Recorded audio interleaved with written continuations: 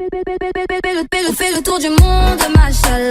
T'es pas comme les autres, machallah. Tu penses à moi, c'est très bien. T'es dans la peau, mince alors. On fait le tour du monde, machallah. Monsieur Zidane, bonjour. Bienvenue dans les sujets vrais by Raïssa Nyota.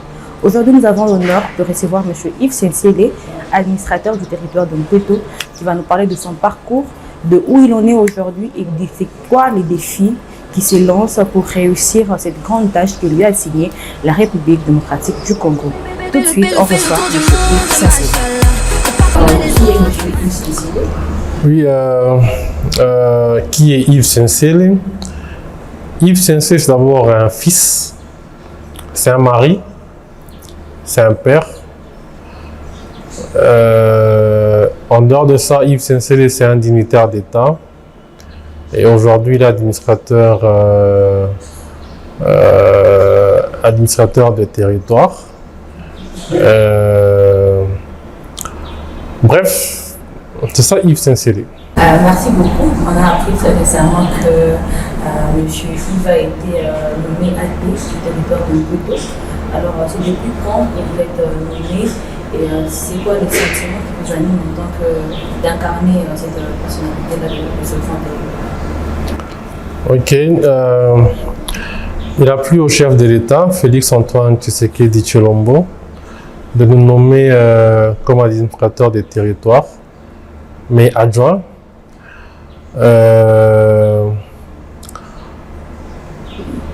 Étant nommé administrateur des territoires, il nous revient de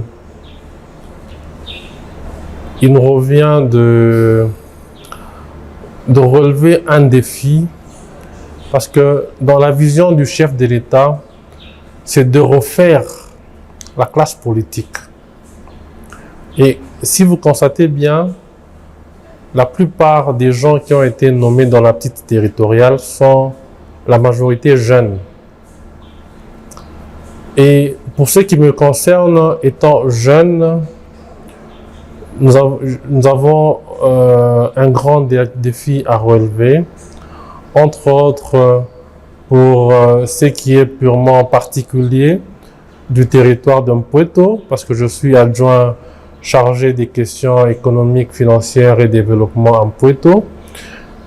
Je voudrais que ce territoire puisse se développer.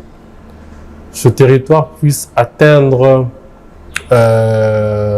une vie sur tous les plans, social, industriel, intellectuel, que nous puissions atteindre un niveau qui puisse faire voir à tout le monde qu'il y a eu quand même des gens qui sont passés par là et qui ont fait un travail. Et ce travail-là, dans la vision, bien sûr, du chef de l'État. Merci. Merci, M. Yves. Déjà, là, dans la deuxième question, vous avez intervenu pour la troisième. Vous avez déjà parlé des objectifs clairs que vous voulez atteindre dans votre mandat. Est-ce que, à ce jour, ça ne fait pas longtemps, mais quand même, vous travaillez déjà. Est-ce que vous pouvez, là, à l'instant, nommer 3 objectifs clairs que vous êtes assignés pour réussir votre mission en tant qu'administrateur d'État? Bon, la mission, elle est clé. Particulièrement, l'objectif que nous avons, c'est le développement. Quand on parle du développement, on voit les infrastructures, on voit les gens qui vivent dans l'entité, on voit les gens qui viennent pour faire leurs occupations dans l'entité, et tout tourne autour du développement. Parce que le développement regorge et la politique et le social. Donc tout est dans le développement. Donc vous avez 3 axes. Il faut développer le social, il faut développer notre politique et aussi il faut développer il y a plein d'axes pour que soit élevé. Donc si le développement était facile, je pense que vous n'aurez pas pour objectif de développer le territoire d'un pays. Donc à ce jour, quelles sont les difficultés que vous avez rencontrées et c'est dans votre étude du marché ou du lieu, quelles vont être les difficultés que vous allez rencontrer dans le territoire La grande difficulté, c'est que Mpueto, ce qui est vrai, c'est un milieu rural. C'est ça la grande difficulté. Mais n'empêche qu'on la surmonte. Nous allons la surmonter parce que la volonté y est, Dieu aidant. La deuxième difficulté que je suis en train de minimiser, c'est travailler sur la conscience de la population. La population doit s'adapter au rythme de l'évolution du monde. C'est pour ça que je vous ai dit dans la question précédente que tout tourne autour du développement.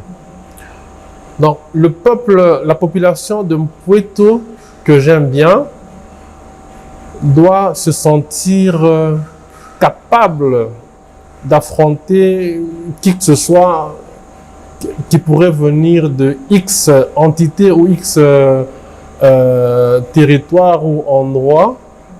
Que la population ne soit pas animée peut-être de complexes d'infériorité ou d'infériorité. Donc, l'objectif que nous avons, c'est de faire comprendre à tout le monde que en Mpueto, il y a la vie.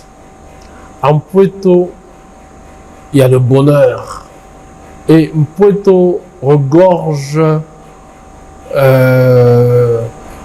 l'intérêt de la République. Donc, pour moi, Mpueto, c'est comme une partie de la RDC qui fait vivre tout le monde. Si tout le monde pouvait s'y mettre, Mpueto ferait de la RDC un plus grand pays que maintenant. C'est très bien, c'est ça en tout cas.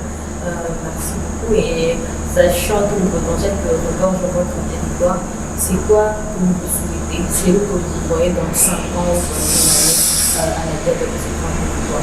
C'est quoi le feu que vous avez à cœur de réaliser à la tête de ce grand territoire? Ça va vous étonner. Vous savez que Mpueto est comme le Rwanda. Je voudrais que Mpueto soit comme le Rwanda.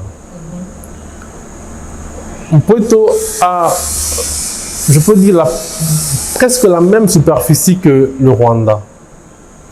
Alors, si Mpueto pouvait devenir, peut-être, nous on peut commencer, et les autres pourront venir continuer ce que nous allons faire maintenant, que Mpueto soit un territoire miroir de la RDC, que les autres entités territoriales puissent se référer à Mpueto.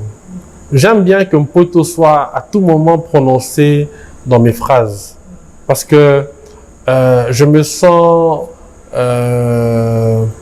à l'aise, je me sens dans ma peau quand je parle de mon territoire qui est Mpueto.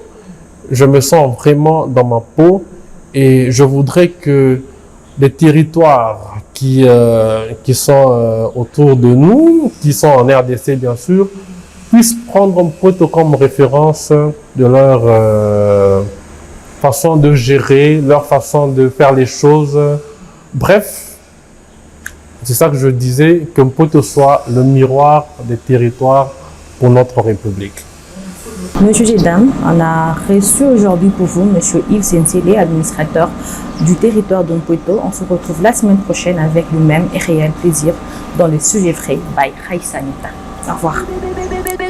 Fais le tour du monde, machallah. T'es pas comme les autres, machallah.